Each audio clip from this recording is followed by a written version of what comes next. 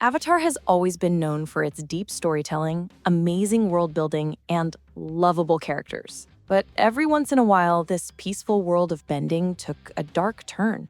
Moments that made you stop, stare at the screen, and realize this world can be just as terrifying as it is beautiful. So today, we're exploring 5 times the franchise leaned into the darkness. Let's begin. Number 5, Kyoshi's eternal sentence. At number 5, we find a moment that redefines the very nature of justice in this universe. We all know Avatar Kyoshi from the show. Cool, collected, with her awesome makeup, and also terrifyingly direct. She created her own island to make a point. But in the Rise of Kyoshi novel, we see just how far she'll go to bring justice, even if that means killing in cold blood. There was a ruthless man by the name of Shu Ping An. He was a skilled firebender and also a skilled lightning bender who led a rebel group called the Yellownecks. They were known for terrorizing the Earth Kingdom. After he was rescued from prison, he restored his group and set out to a town called Zigon, where they came across a farm and took the farmer, his wife, and their son hostage, intending to boil them to death in a cauldron. Luckily for them, Kyoshi and the Flying Opera Company arrived. Eventually, Kyoshi challenged him to a duel called Lei Tai. He at first overpowered Kyoshi with his lightning, but Kyoshi got the upper hand and went into the Avatar state. She held him in the air with her as she created a tornado. He didn't even try to show remorse, but breathed fire into Kyoshi's face. But that didn't work on her, and so Kyoshi, being Kyoshi, let him go, and he fell to his doom. That was really dark, and it showed how decisive and scary Kyoshi can actually be. Fun fact here, Shu Ping An scarred Kyoshi's hands in this duel for life, and this eventually leads to her wearing her iconic gloves. Number 4, Roku's death. Number 4 gives us a different kind of darkness. One from betrayal from someone a person trusted that still sends chills to my spine. The scene is iconic. An old Avatar Roku, fighting a losing battle against a volcano, is overcome by the toxins in the air. His oldest friend, Sozin, is right there. He has the power to save him, but then he simply walks away. He leaves his brother-in-arms to be consumed by poison and ash. The final shot of Roku's dragon, Fang, curling around him to die with his master, is one of the most haunting images in the series. The true weight of this moment isn't in the action, but in the inaction.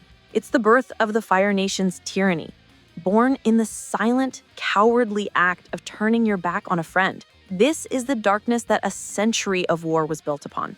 Number 3, Zahir leaves the Earth Queen breathless. You took my breath away just got a new meaning. At number 3, we have the moment that made every viewer gasp for air. Okay, I will stop the puns now. The franchise took a sharp turn into a new kind of realism.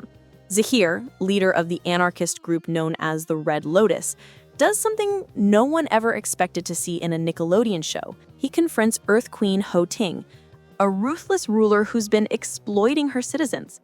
He uses a forbidden airbending technique to kill her by literally taking her breath away. This is one of the most shocking moments in the entire Avatar franchise, not just because of the brutality, but because of the message behind it. Zahir didn't kill for pleasure or power, he did it for philosophy. To him, he wasn't committing murder, he was freeing a nation. That's what makes this moment truly terrifying. Not the act itself, but how calmly it was done. Number 2, Korra's PTSD. A darkness that is, for many, the most relatable and the most devastating. We've seen the Avatar deliver terrifying justice and face brutal enemies.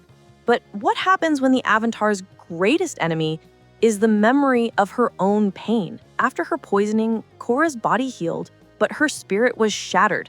For years, she fought a ghost. The show gave us a raw, unflinching portrait of post-traumatic stress disorder. This wasn't a spirit she could bend. It wasn't a villain she could defeat.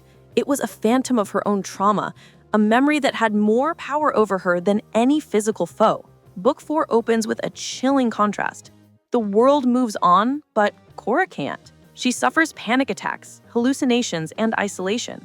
There's no big villain here. The fear is internal. That's what makes it powerful. And when Korra finally stands again, it's not as a warrior. It's as someone who's learned to live with pain. It's terrifying and beautiful.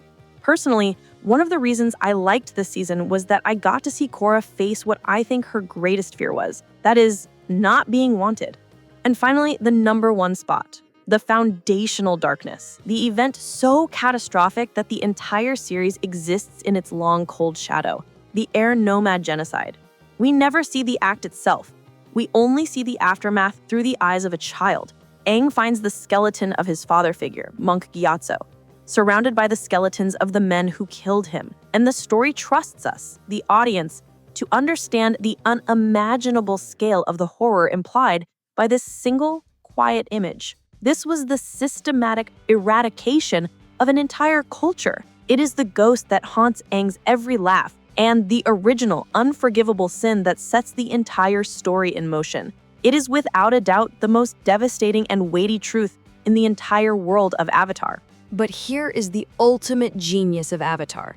It shows us this profound darkness, not to depress us, but to make the light feel earned. The hope, the forgiveness, the resilience, they aren't naive. They are conscious choices made in full view of the world's cruelty. They are the hard-won victories that shine all the brighter against the shadows they overcome. What was the most emotionally heavy moment for you in the Avatar world?